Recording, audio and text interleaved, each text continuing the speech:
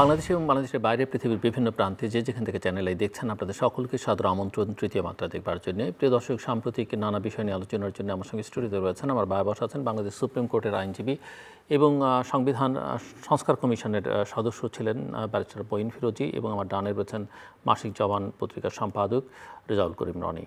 স্বাগত আপনাদের দুজনকে তৃতীয় মাত্রায়। ব্যারিস্টার মঈন ফিরোজী, বাংলাদেশে এক ধরনের রাজনৈতিক অস্থিরতা আমরা লক্ষ্য করছি এবং রাজনৈতিক দলগুলোর মধ্যে মতবিরোধ তীব্র, সরকার সেনাবাহিনী সবই আলোচনার মধ্যে এবং বিতর্কের মধ্যে, নানা প্রশ্নের মুখে। এমনকি জাতীয় ঐকমত্য একটা কমিশন হয়েছে, আপনাদের কমিশনগুলোর রিপোর্টের পরে সেই কমিশনের তৎপরতা নিয়েও নানা রকমের প্রশ্ন। ইভেন যে সংস্কার কমিশনগুলো, তার মধ্যে সংবিধান সংস্কার কমিশনের প্রস্তাবনা বা চাওয়া, সেটা নিয়েও নানা রকমের মিশ্র প্রতিক্রিয়া এবং যথেষ্ট পরিমাণে বিতর্কও রয়েছে। সো এই অস্থিরতা আসলে কতটা প্রত্যাশিত ছিল জুলাই অগাস্টের অভ্যুত্থানের পরে, এবং যেখানে কোনো ঐকমত্য প্রতিষ্ঠার লক্ষণ দেখা যাচ্ছে না বলে অনেকে মনে করেন?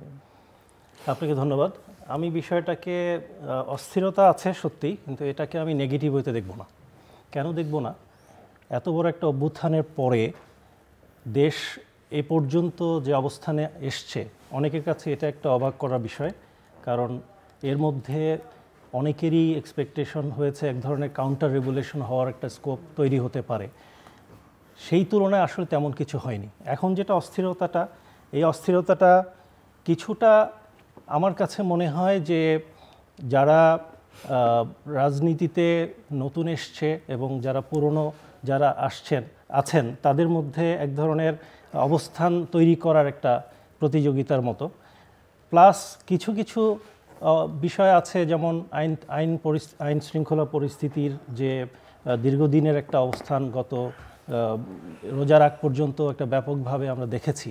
এই সব কিছু মিলে বর্তমান পরিস্থিতিটা আসলে এই অস্থিরতাটা এক ধরনের কাম্য হিসাবে আমি দেখি। এটা আরেকটু ব্যাখ্যা করি। কনসেনসাস কমিশন, সরকার রাজনৈতিক দলগুলোর সাথে এক ধরনের নেগোসিয়েশনের মধ্যে আছে। তারা সংস্কার বিষয়ে বিভিন্ন আলোচনার মধ্যে আছে।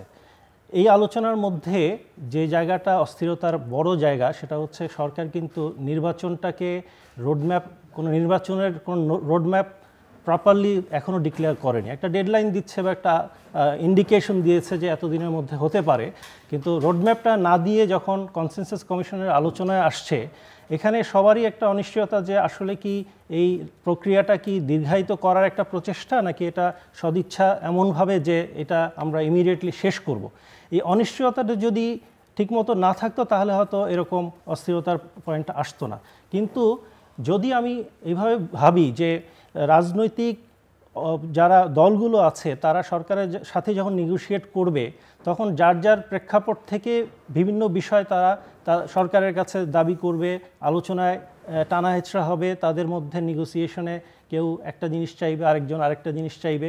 এই পরিস্থিতিতে সরকার তার এই সংস্কার প্রস্তাবগুলোকে কিভাবে এদের সাথে কনসেনসাসে আসবে, সেটা যদি একটা জায়গায় পৌঁছে যায় তখন দেখবেন কিছুটা ক্লিয়ার হয়ে গেছে।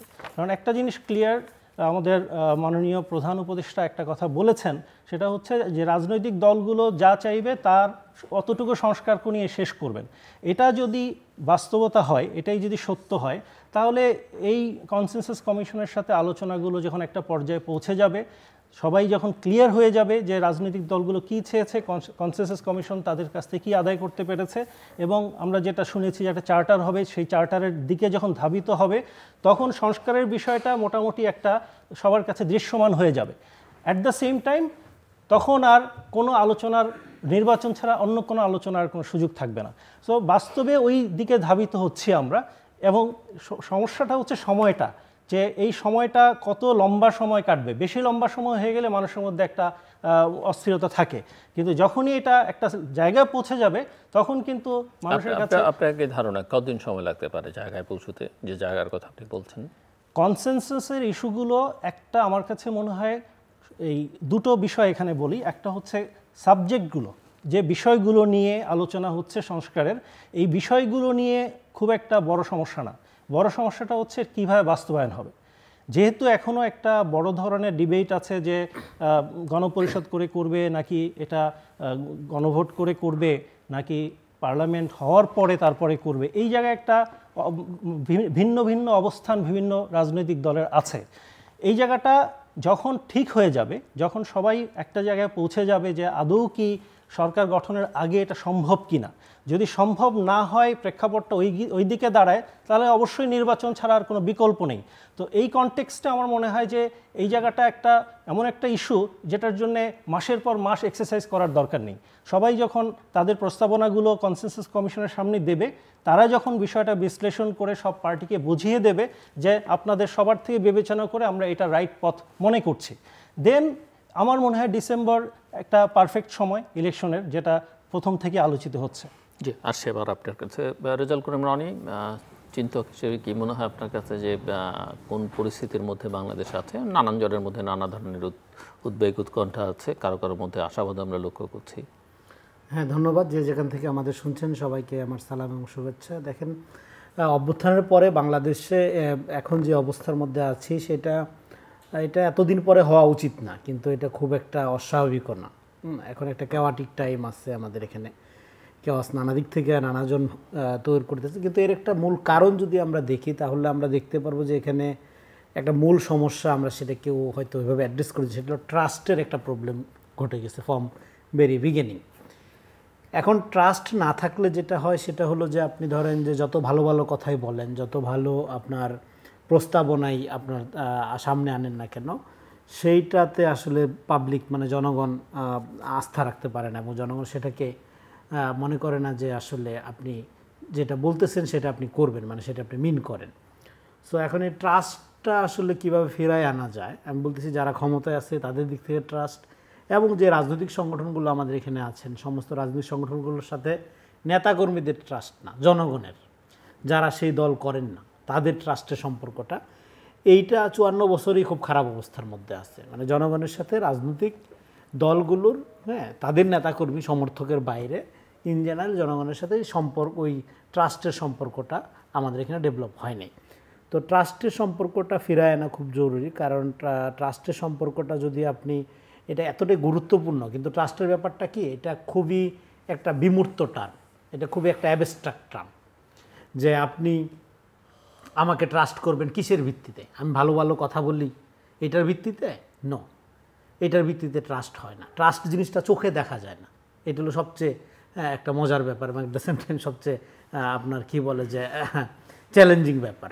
এখানে ট্রাস্টের ব্যাপারটা তৈরি হয় তখনই যখন আপনি প্র্যাকটিক্যালি কোনো কিছু কইরা দেখান, প্র্যাকটিক্যালি আপনি যখন একটা ঘটনা ঘটান, বা যখন একটা কমিটমেন্ট, বা যখন আপনি যা বলেন তা করেন, করার মধ্যে মানে ট্রাস্ট ব্যাপারটা তৈরি হয় একটা মূর্ত, ভিজিবল, প্র্যাকটিক্যাল ঘটনার মধ্য দিয়ে। কিন্তু অ্যাজ এ মানে একটা কনসেপ্ট আকারে, অ্যাজ অ্যান আইডিয়া, ট্রাস্ট ব্যাপারটা বিমূর্ত, এটা আপনি দেখাইতে পারবেন না।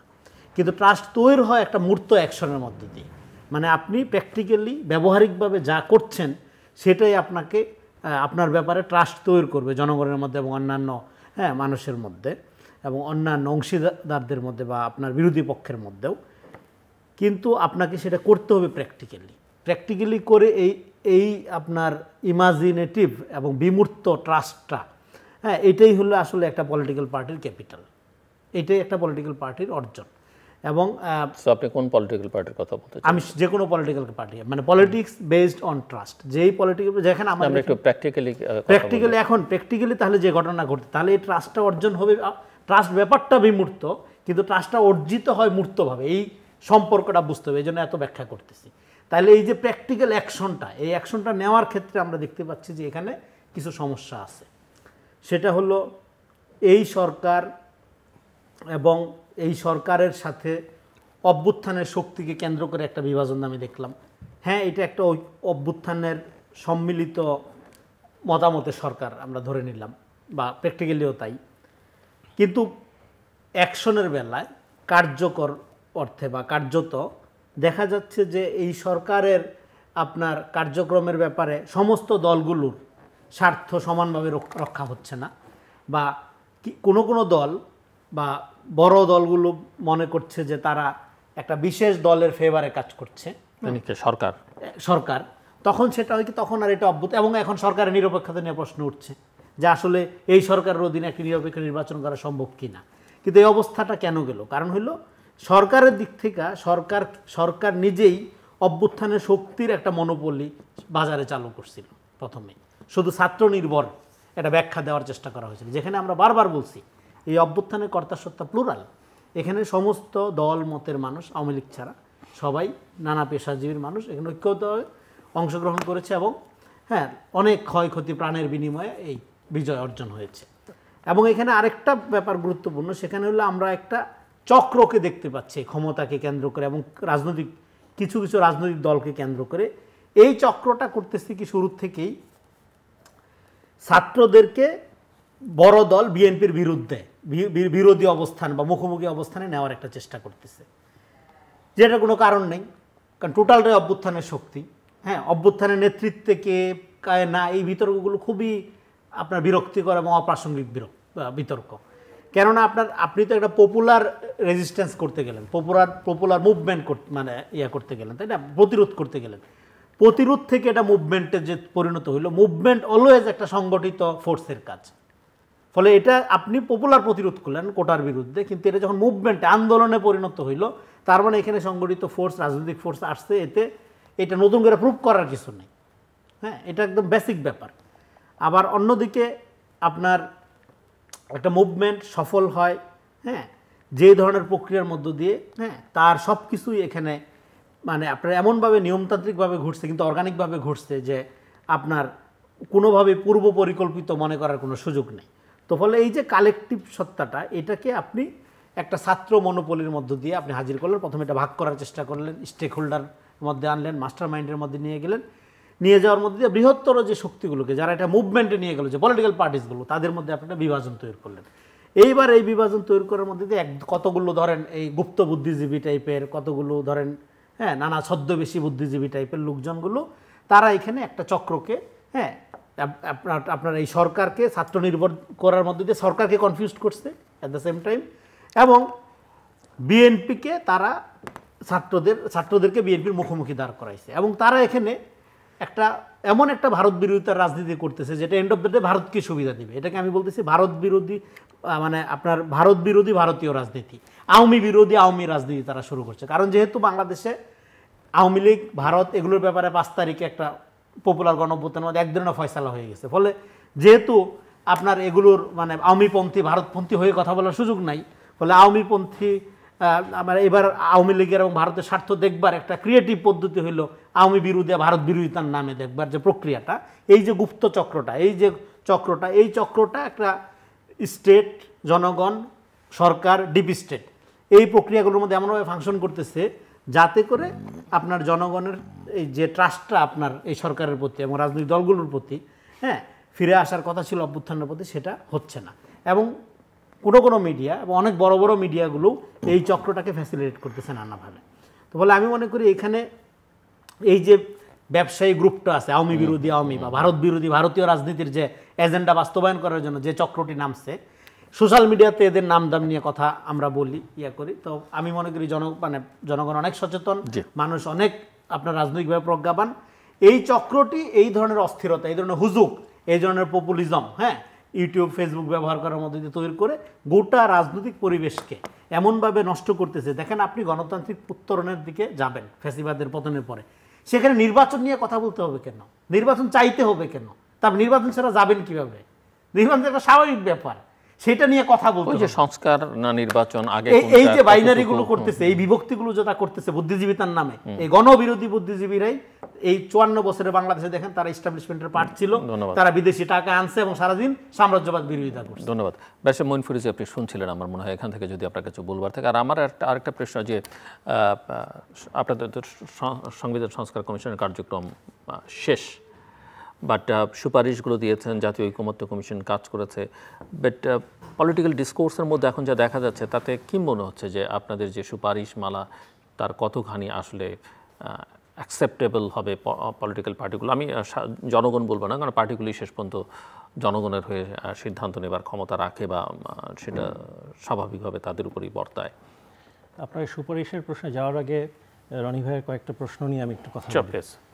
দেখুন, সরকার আমাদের স্বাভাবিক প্রক্রিয়াতে একটা রাজনৈতিক সরকার হয়, কোনো ক্ষেত্রে যখন এ ধরনের অভ্যুত্থান হয় সেক্ষেত্রে একটা জাতীয় সরকার হতে পারে। এই দুটো সরকারের প্রক্রিয়াতে সাধারণত রাজনৈতিক দলগুলো একনিষ্ঠভাবে জড়িত থাকে। যখনই তারা রাজনৈতিক দলগুলো কোনো একটা প্রক্রিয়ার মধ্যে থাকে তখন তার একটা বিশাল জনগণের শক্তি তার সাথে থাকে, তার একটা রাজনৈতিক কাঠামো তার সাথে মুভ করে। বর্তমান সরকারের এই বর্তমান যে অন্তর্বর্তী সরকার আছে এদের কোনো রাজনৈতিক সংশ্লিষ্টতা নেই। এই রাজনৈতিক সংশ্লিষ্টতা না থাকায় বর্তমানের সরকারটা জেনারেলি আমরা যে কনসেপ্টের সাথে পরিচিত যে তত্ত্বাবধায়ক সরকারের মতো একটা আচরণ করার কথা। তত্ত্বাবধায়ক সরকার আমাদের সংবিধানে যেভাবে ছিল সেখানে তারা একটা নির্দিষ্ট ম্যান্ডেট নিয়ে আসার কথা, যে তারা নির্বাচন করে একটা রাজনৈতিক দলকে সরকার গঠনের সুযোগ করে দেবে, সেখানে একটা 3 মাসের সময় ছিল। কিন্তু আজকের সরকারটা এটা হয়ে গেছে একটা ইনডিফিনিট টাইমের সরকার, আবার রাজনৈতিক দলের সম্পৃক্ততা নেই। এরকম পরিস্থিতি আসলে ঘোলাটে করার সুযোগটা বেশি তৈরি হয়।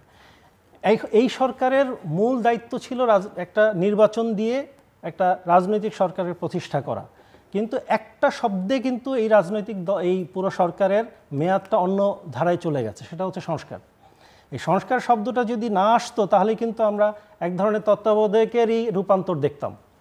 এই সংস্কার শব্দটা আসায় যেটা হয়েছে যে আসলে সংস্কার যেভাবে আমরা বিশেষ করে কমিশনগুলো যেভাবে কাজ করেছি, আমরা যে এক্সপেকটেশন নিয়ে কাজ করেছি, এখন মনে হচ্ছে আসলে এইটাকেই এক ধরনের গুটি হিসাবে ব্যবহার করা হচ্ছে, যে কিভাবে প্রত্যেকটা রাজনৈতিক দলের সাথে বসে জিনিসটা ফয়সালা করাটা একটা নর্মাল একটা বিষয়।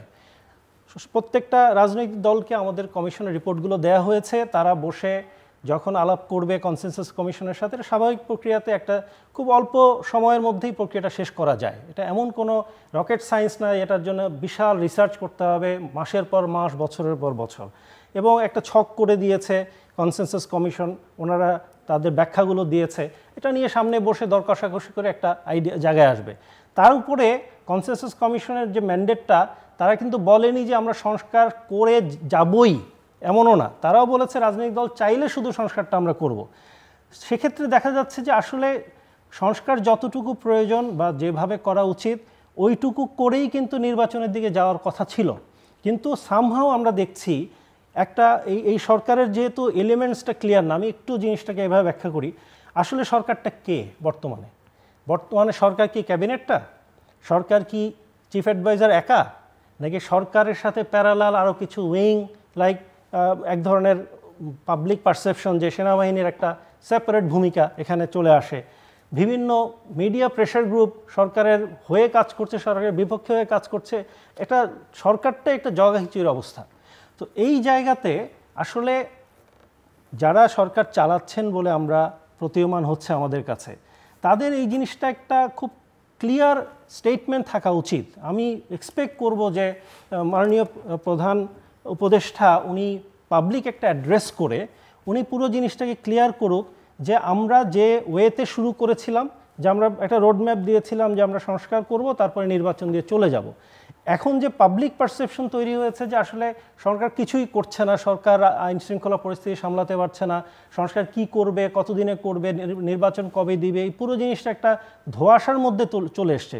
ওনার একটা স্টেটমেন্ট হওয়া উচিত যে আমাদের এই প্রক্রিয়াটা, যদিও কনসেনসাস কমিশনের 6 মাস টাইম দিয়েছে, বাট পুরো জিনিসটাই প্রোগ্রেসটা এবং এইভাবে আমরা শেষ করে আমরা পরবর্তীতে অমুক ওয়েতে আমরা নির্বাচনে চলে যাব। সেখানে হয়তো নির্বাচন কমিশনকে আরেকটু অ্যাক্টিভেট করে দিলে, নির্বাচন কমিশন যদি দৃশ্যমান হয় যে তারা একটা কাজের মধ্যে চলে এসছে, তাহলে কিন্তু এই সমস্যাটা অনেকটা কেটে যাবে।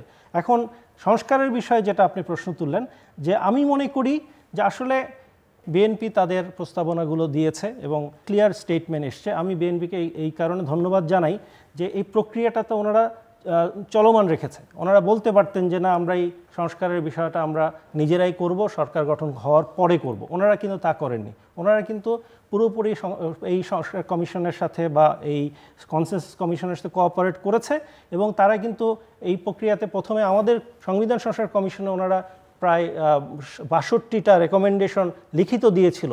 তারা একটা নিজেরা ইন্টারনাল কমিশন গঠন করেছিল। এখন আবার কনসেনসাস কমিশনের সাথেও লিখিত ওনারা প্রস্তাবনাগুলো দিয়েছে। এই প্রক্রিয়াতে এখন যেহেতু বৃহত্তর রাজনৈতিক দলগুলো একটা প্রক্রিয়ার মাঝে অংশগ্রহণ করে একটা জায়গায় এসছে, আমার মনে হয় এখন এই ধোঁয়াশে পরিস্থিতির থেকে বেরিয়ে ক্লিয়ার করা উচিত যে আমরা প্রক্রিয়াটার এমন একটা পর্যায়ে আছি যেটা আমরা দেখছি, একটা আলো দেখতে পাচ্ছি, খুব শিগগিরই আমরা একটা জায়গায় পৌঁছে যাব। অ্যাট দ্য সেম টাইম যেহেতু সংস্কার আর নির্বাচন দুটোই পাশাপাশি থাকার সুযোগ আছে, আমরা নির্বাচনের প্রক্রিয়াতে চলে যাই। নির্বাচনের প্রক্রিয়া যাওয়ার পরেও তো চাইলে একটু যদি দেখা যায় কোনো একটা পার্টিকুলার সংস্কারের প্রয়োজনে কিছু সময় বাড়তি লাগতে পারে, ওনারা ডেট ডেফারও করতে পারবে, কিন্তু প্রক্রিয়াটা শুরু করে দেওয়া উচিত। প্রক্রিয়াটা শুরু হয়ে গেলে তখন যে হবে, রাজনৈতিক দলগুলো আর বিহাইন্ড দ্য সিন যে খেলাগুলো হয় রাজনীতি নিয়ে এই সুযোগটা আর পাবে না। এবং যে ভাই যেটা বললেন যে বিভিন্ন অ্যাক্টরগুলো এই পরিস্থিতি যেমন ঘোলা পানিতে মাছ শিকার করার চেষ্টা করছে, তারা এই সুযোগটা আর পাবে না, কারণ তখন পুরো প্রসেসটাই নির্বাচন প্রক্রিয়া যখন চলে যাবে সবার ফোকাসটা ওখানে থাকবে। আর নির্বাচন প্রক্রিয়ায় গেলে আরেকটা বড় সুবিধা আছে, তখন অটোমেটিকলি আইনশৃঙ্খলা পরিস্থিতিটা অনেকটা উন্নতি আসে, বিকজ তখন সবার ফোকাসটা থাকে যে কোনো রকম যাতে ডিস্টারবেন্স না হয়। এই জন্যে আমার মনে হয় যে অচিরেই, যেহেতু ডিসেম্বর খুব বেশি দূরে না, আর সংস্কার প্রক্রিয়াটাও মোটামুটি সবাই অ্যাক্টিভলি পার্টিসিপেট করছে, এই প্রক্রিয়ার মধ্যেই নির্বাচনের পার্টিকুলার ডেট দিয়ে এবং প্রক্রিয়াটা শুরু করে দিয়ে ইমিডিয়েটলি যদি সরকার স্টেপগুলো নেয় এবং সবার কাছে জিনিসটা ক্লিয়ার করে, তাহলে বাইরে থেকে কোনো শক্তি এখানে কোনো সুযোগ নেওয়ার সুযোগ পাবে না। জি, রনি আপনি শুনছিলেন, এবং আপনার কাছে আমার স্পেসিফিক প্রশ্ন হচ্ছে যে এই পরিস্থিতির মধ্যে যেহেতু আপনি রাজনৈতিক দল নিয়ে কথা বলছিলেন, তিনটে দলের ভূমিকা আপনি কিভাবে দেখেন? একটা হচ্ছে বিএনপি, একটা হচ্ছে জামাত, এবং আরেকটা হচ্ছে নতুন যে দল আলোচনার মধ্যে আছে এনসিপি। জি, ধন্যবাদ। দেখেন ভাই যেটা বললো, এই সরকারের মেয়াদ নিয়ে একটা আলোচনা আছে। এই সরকারের নামের মধ্যেই কিন্তু আছে অন্তর্বর্তী কথাটা, এবং অন্তর্বর্তীকালীন সময়টা চাইলেও কিন্তু বেশি করা সম্ভব না, এটা একটা। আরেকটা হলো যে দেখেন এই তিনটা দলের মধ্যে দেখেন বাংলা চাইলে বেশি করা সম্ভব না তা না, চাইলে তো জোরের উপরে আপনি অনেক কিছু করতে পারেন, জোরের পরিণতি তো আমরা সেটা ঝুঁকিপূর্ণ। কারণ আমরা তো এখানে আলোচনা করছি যে ফ্যাসিজম কিভাবে ওয়ার্ক করে, মানে নির্বাচনবিহীন, আপনার ভোটবিহীন নির্বাচনের সংস্কৃতি যেটা, এটা একটা ফ্যাসিবাদী সংস্কৃতি। তো আপনি অভ্যুত্থানের পরের শক্তি, আপনি অভ্যুত্থানের পরের গঠিত একটি সরকার, তাহলে আপনি কেন সেই নীতিতে যাবেন? হ্যাঁ, তো আপনার এটা সুযোগ নাই আর কি।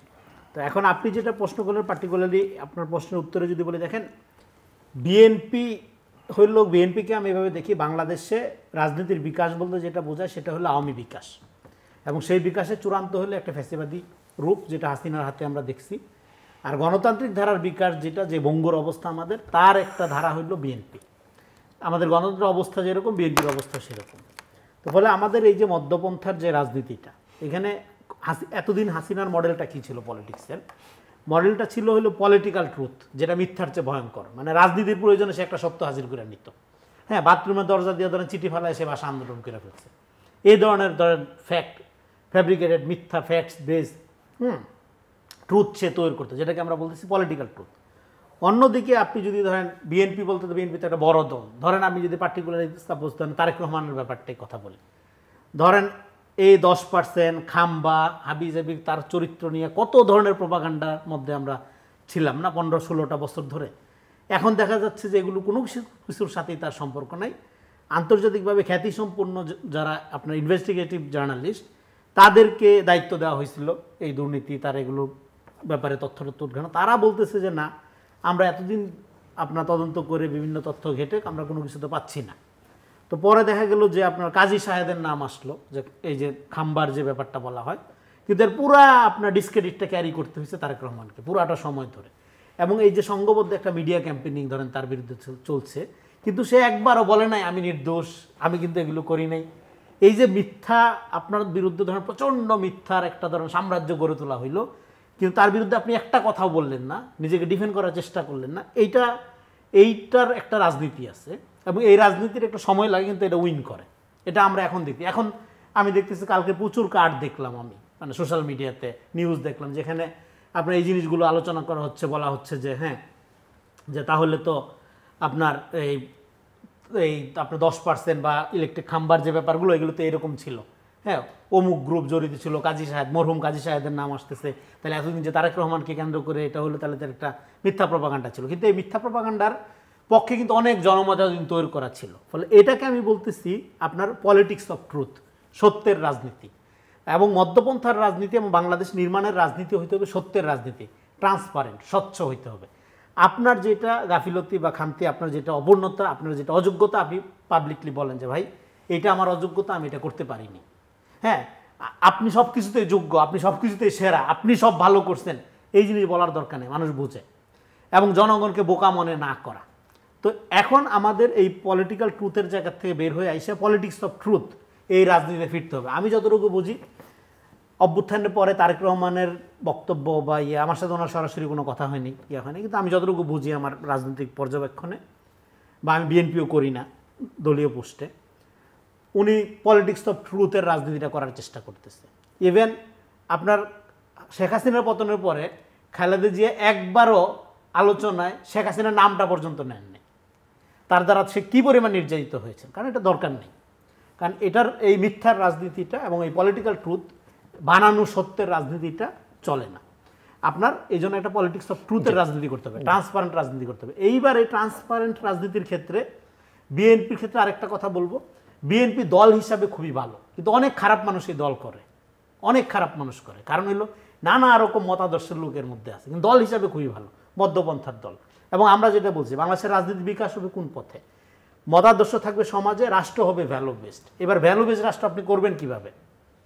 আপনি করবেন পার্সন উইথ ভ্যালুস, যে লোকটা ভ্যালু ধারণ করে তারে সামনে রেখে রাজনীতি করবেন। চোর বাটপাড়ের একটা ক্লাব করলে তার সেটা রাজনীতি হবে না। কিন্তু বিএনপি দল হিসাবে খুবই ভালো, অনেক ডেডিকেটেড লোক আছে, অনেক অনেস্ট লোক আছে, আবার অনেক খারাপ লোকও আছে।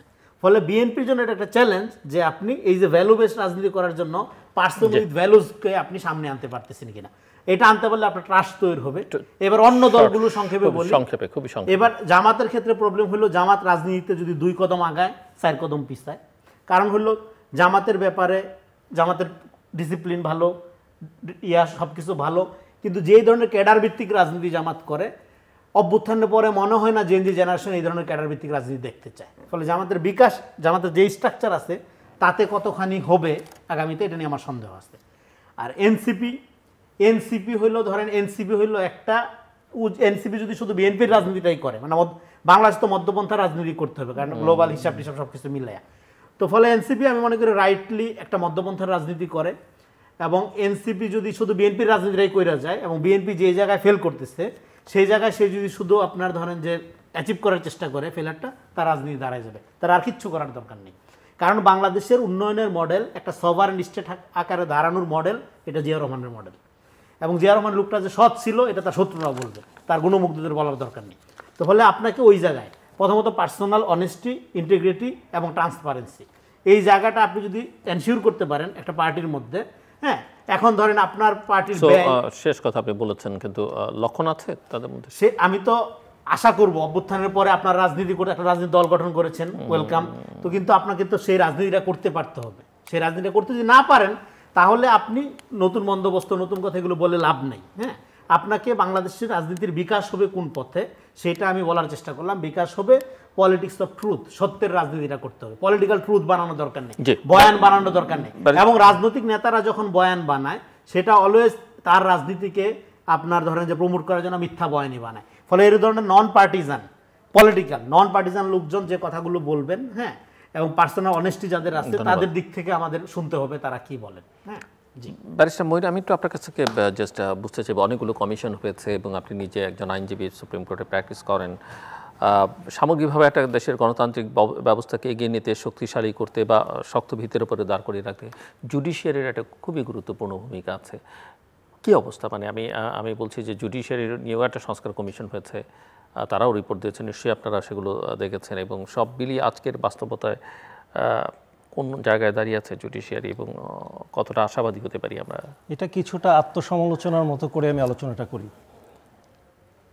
নির্বাচন রিলেটেড বা পুলিশ রিলেটেড এই কমিশনগুলোর সংস্কার ইভেন পার্লামেন্টের আগেও এই সরকারই করতে পারে, কারণ কিছু আইন পরিবর্তন করলে, ব্যক্তিদের কিছু প্র্যাকটিস পরিবর্তন করলেই সংস্কার করা যায়।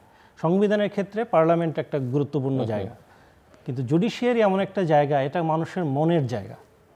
জুডিশিয়ারির পরিবর্তন করতে গেলে আপনি রাতারাতি পরিবর্তন করার কোনো সুযোগ নেই। কেন নেই? বিগত বছরগুলোতে আওয়ামী সরকার জুডিশিয়ারিকে যেভাবে ব্যবহার করেছে, বলা হয় যে জুডিশিয়ারির ঘাড়ে বন্দুক রেখে অনেক বড় বড় কাজ করা হয়েছে এবং সেটা করতে গিয়ে যেটা হয়েছে একদম টপ থেকে শেষ পর্যন্ত প্রত্যেকটা সেক্টরে দলীয়করণ শুধু না, তাদেরকে মানসিকভাবে নৈতিকভাবে করাপ্ট করে দেওয়া হয়েছে। ফিনান্সিয়াল করাপশনটা তো কিছু কিছু ক্ষেত্রে আমি এটা বাদই দিলাম, ওটা পাবলিকলি সবাই জানে কি অবস্থা, অনেক ক্ষেত্রেই ফিনান্সিয়াল করাপশনও ছিল, কিন্তু নৈতিক করাপশনটার বাইরে খুব কম লোক আছে যারা জুডিশিয়ারির সাথে এর বাইরে ছিল। যার কারণে 5ই আগস্টের পর থেকে জুডিশিয়ারির উপরে মানুষের একটা ব্যাপক ক্ষোভ, বিশেষ করে সুপ্রিম কোর্টে আপনারা দেখেছেন, সুপ্রিম কোর্টে একটা কুর কথাও আলোচনা হয়েছিল, যদিও এটা কু কিনা সেটা নিয়ে ডিবেট আছে, বাট প্রশ্নটা হচ্ছে যে মানুষের আক্ষেপটা জুডিশিয়ারির উপর বেশি পড়েছে। বিশেষ করে যারা বিরোধী দলে ছিল বা বিরোধী রাজনীতিতে ছিল আওয়ামী লীগের সময়, তাদেরকে এই হাজার হাজার মামলা দিয়ে তারপরে এই বিভিন্নভাবে রিমান্ডে দিয়ে নির্যাতন করায় জুডিশিয়ারি সত্যিকার অর্থে বিশাল একটা ভূমিকা পালন করেছে, যেটার কারণে মানুষের সরাসরি ব্যক্তিগতভাবে ক্ষতিগ্রস্ত হয়েছে।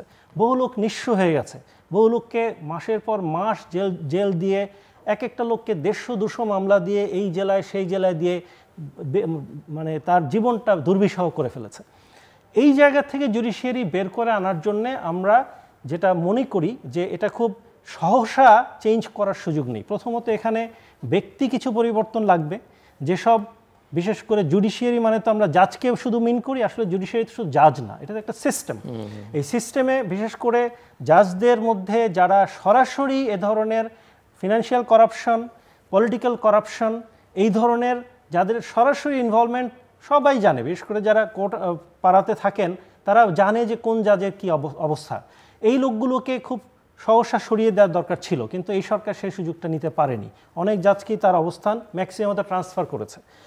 তারপরে বেশ কিছু প্র্যাকটিস আছে, যে প্র্যাকটিসগুলো যদি দীর্ঘমেয়াদী পরিকল্পনা নিয়ে পরিবর্তন না করা হয়, তাহলে আলটিমেটলি ওই কিছুদিন পরে দেখা যাবে যে আসলে সবাই গা সওয়া হয়ে যাবে। সো জুডিশিয়ারির জায়গাটাকে পরিবর্তন করার জন্য কমিশনের যে রেকমেন্ডেশন আছে, শর্ট টার্ম, মিডল টার্ম এবং লং টার্ম, এগুলো প্রত্যেককে পলিটিক্যাল আইডিওলজি বাদ দিয়ে, তার পলিটিক্যাল চিন্তা বাদ দিয়ে তাকে সঠিকভাবে এই জায়গাটা করতে হবে। বিকজ জুডিশিয়ারি একটা শেষ আশ্রয়ের জায়গা মানুষের, এই জায়গাটাকে যদি আমরা ঠিক করতে পারি অনেক কিছু সহজ হয়ে যাবে।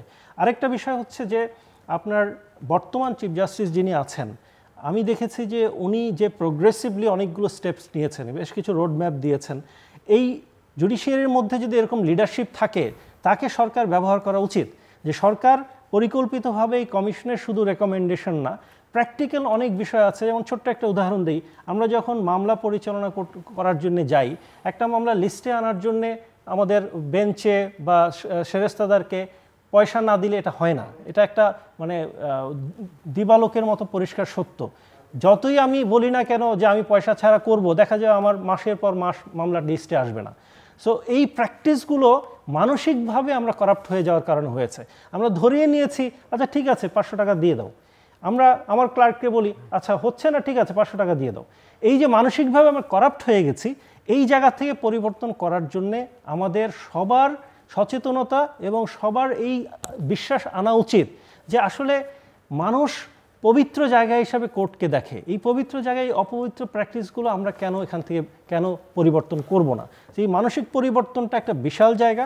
আরেকটা জায়গা হচ্ছে যে আপনার যেসব প্র্যাকটিসগুলো, যেসব আইনগুলো এই অবস্থানটাকে ধরে রাখার জন্য সহযোগিতা করেছে, সেই জায়গায় অ্যাড্রেস করা। একটা অলরেডি কাজ হয়েছে, যেমন হাইকোর্টে অ্যাপয়েন্টমেন্ট, জাজদের অ্যাপয়েন্টমেন্টের ক্ষেত্রে একটা কমিশন হয়েছে। সেই কমিশনের মাধ্যমে আমি দেখেছি অলরেডি তাদের ইন্টারনাল প্রক্রিয়া সম্পর্কে আমার কিছু আইডিয়া আছে। তারা অলরেডি ভালো ভালো মানুষকে খোঁজার চেষ্টা করছে এবং তাদের অনেক কিছু যাচাই বাছাই করার প্রক্রিয়াতে আছে। আমরা আশা করছি এটার একটা পজিটিভ রেজাল্ট পাবো। বাট এই সুফলটা পেতে গেলে হয়তো আমাদের দীর্ঘদিন ওয়েট করতে হবে। বিশেষ করে সুপ্রিম কোর্টে যারা জাজ একবার নিয়োগ হলে তাদেরকে তো সহজে বের করা যায় না। একদম A to Z সবার মধ্যেই যেহেতু বিভিন্ন অবস্থানে তাদের মানসিক পরিবর্তন হয়ে গেছে, এটা থেকে ফিরিয়ে আনার জন্যে ব্যাপকভাবে কাজ করতে হবে। সচেতনতার কাজ এবং আইন নিয়ে শুধু কাজ না, এটা নিয়ে কথা বলা, মানুষের মধ্যে আচরণগত পরিবর্তন আনা, অনেক কিছু কাজ না করলে এই জায়গা থেকে বেরোতে পারবো না। রনি, আপনি কিছু যোগ করবেন বা এই জায়গায়?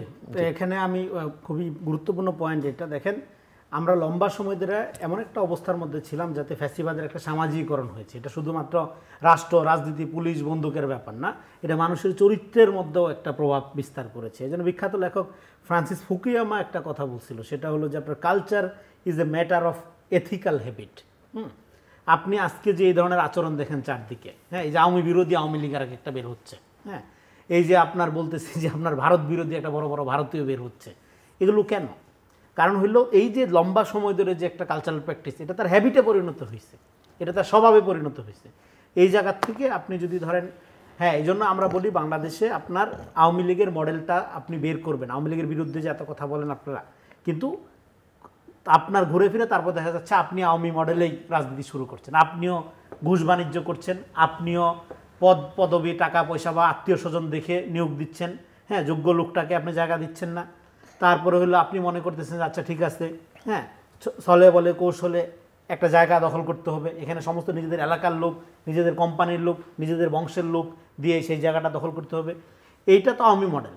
তো আমি বলতেছি বাংলাদেশের টোটাল প্রক্রিয়ার মধ্যে যে আওয়ামী মডেলটা আছে, এটা আপনি যে নামেই চর্চা করেন না কেন, আপনি তো রাজনীতি থেকে বের হয়ে যাইতে বের হতে পারতেছেন না, আপনার তো প্রোগ্রেস হচ্ছে না। তো এই প্রোগ্রেসটার জন্য আমাদের আসলে আপনি দেখেন গণতন্ত্রের জন্য তো গণতান্ত্রিক কালচারও আপনার লাগবে। আপনি আগাগোড়া একটা ফ্যাসিস্টিক এবং স্বৈরাচারী সংস্কৃতির মধ্যে থেকে এবং মানুষের মানসিকতার মধ্যে এই অবস্থা রেখে, হ্যাঁ, একটা গণতান্ত্রিক দেশের কথা শুধু বললেই হবে না। এবং আপনার এই যে ভাই ঠিকই বললো যে পদায়ন একটা প্রক্রিয়া, হ্যাঁ, আপনাকে সরাই আমাকে নিয়োগ দিল, কিন্তু এই যে পুরা সিস্টেমের মধ্যে যে অবস্থানটা, হ্যাঁ, এই যে আপনার আত্মীয় প্রজাতন্ত্র, হ্যাঁ, এটার মধ্য দিয়ে তো আপনি যদি আমি যে ফাংশন করতে একই জিনিস হবে। তো এই জন্য আমাদের একটা কাঠামোগত পরিবর্তন লাগবে। সেইটার জন্য আমি মনে করি সংস্কারটা ঠিক অ্যাপ্রোপ্রিয়েট না। আমাদের পলিটিক্যাল কালচার একটা পুনর্গঠন প্রক্রিয়ার মধ্যে আমাদের ঢুকতে হবে, এবং সেই পুনর্গঠন প্রক্রিয়াটা শুরু হবে ফ্রম দ্য রুট।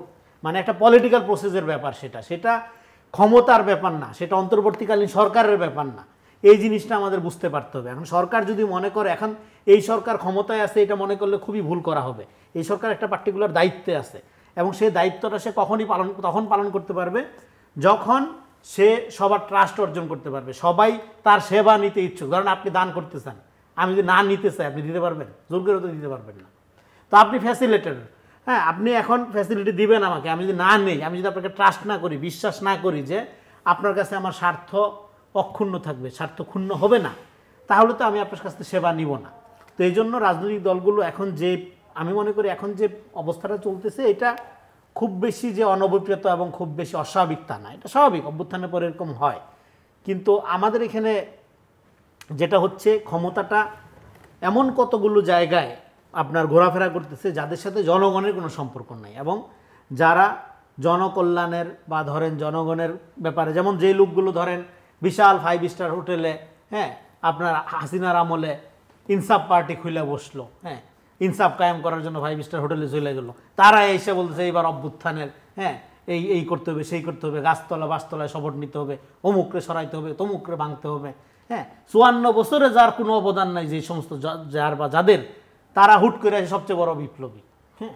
তো এই ধরনের আপনার এই যে টাউট টাইপের লোকজন, এবং মিডিয়া তাদেরকে যে আপনার এক ধরনের করে, এবং আমাদের পুরো সংস্কৃতির মধ্যে যে একটা বাইনারি, দেখেন 100% বিরোধিতার জায়গা থেকে রাজনীতি না করলে কি আর হয় না? এখন অভ্যুত্থানের পরে আপনি কাছাকাছি জায়গায় রাজনীতি করেন, আপনি বেটার প্রপোজাল দেন, হ্যাঁ, আপনার এখন না ও এটা বলছে এই দল, তাহলে আমার 100% এর বিরোধিতা করতে হবে। এই বাইনারি রাজনীতি তো শেষ হয়ে গেছে। অভ্যুত্থানের পরে তো এরকম রাজনীতি হবে না। 100% বিরোধিতার রাজনীতি দরকার নেই তো আপনার 100% বিরোধিতার রাজনীতি end of the day elimination ডাইকে আনে। আমি আসছি আপনার কাছে, আমরা একটু শেষের দিকে ব্যারিস্টার মঈন, আমি একটু এখন আপনার কাছ থেকে শুনতে চাইব যে সরকারের জন্য, নাগরিকদের জন্য, রাজনৈতিক দলগুলোর জন্য যদি স্বল্পমেয়াদী, দীর্ঘমেয়াদী এবং মধ্যমেয়াদী কোনো প্ল্যান করা, বা তাদের কাছ থেকে আপনি কি প্রত্যাশা করেন? আপনি কিভাবে? আমি ব্যক্তিগতভাবে একটা গুরুত্বপূর্ণ জায়গায় কথা বলতে চাই। এখন দরকার এক ধরনের সামাজিক মুভমেন্ট, যেখানে দেশপ্রেম এবং সততা নিয়ে মানুষ কথা বলা শুরু করতে হবে। আপনি দেখবেন ভারতীয় সিনেমাতে দেশপ্রেম নিয়ে ব্যাপক গান হয়, ব্যাপক কাজ হয়। কেন? মানুষকে একসাথে করার জন্যে এটা খুব ভালো কাজ করে। মরহুম রাষ্ট্রপতি জিয়াউর রহমান উনি যখন খালকাটা কর্মসূচি শুরু করেছিলেন, উনি রাষ্ট্রের পরিচালনা করায় প্রত্যেকটা গ্রামে গিয়ে খাল কাটা, নিজে খাল কেন কেটেছেন? কারণ হচ্ছে ওই জিনিসটা মানুষকে দেশপ্রেমে উদ্বুদ্ধ করছে যে একজন রাষ্ট্রপতি এসে খাল কাটছেন, একটা জায়গা না, সারা দেশব্যাপী। It creates A movement. এই মুভমেন্টটা আমাদের এখন সবচেয়ে বেশি জরুরি দেশপ্রেমের ক্ষেত্রে। যেমন আমাদের মাননীয় প্রধান উপদেষ্টা একটা মডেল হিসেবে আমাদের দেশে আছেন। উনি কিন্তু রাষ্ট্রনায়ক না, উনি কিন্তু এক ধরনের সারা পৃথিবীর জন্য একটা আইকন। উনি এই দেশপ্রেমের আলোচনাটা ব্যাপকভাবে করা উচিত এবং সততার আলোচনা করা উচিত। সততার শব্দটার বলতে গিয়ে আমি একটু একটা পয়েন্ট নিয়ে আলোচনা করি। হাসিনা যে কাজটা করতেন, যে মিথ্যাকে প্রতিষ্ঠিত করতেন, এটা নিয়ে আমরা মাঝে মাঝে একটু যোগ করতাম এভাবে যে আদর্শলিপি বদলে দিতে হবে, আদর্শলিপিতে সদা সত্য কথা বলিব, মিথ্যা বলা মহাভাবে তুলে দিতে হবে, এরকম একটা আলোচনা হতো। কারণ মিথ্যা জিনিসটাকে এত দিবালোকের মতো চাপিয়ে দেওয়া হতো। আমাদের এখন সত্যকে চাপিয়ে দেওয়ার দরকার নেই, সত্যকে মানুষের স্মরণ করিয়ে দেয়া। দেশপ্রেমকে জাগিয়ে তোলার জন্যে আমাদের প্রধান উপদেষ্টা একটু উদ্যোগ নেন, বিকজ ওনার অ্যাকসেপ্টেন্স সারা দেশব্যাপী সকল মানুষের কাছে।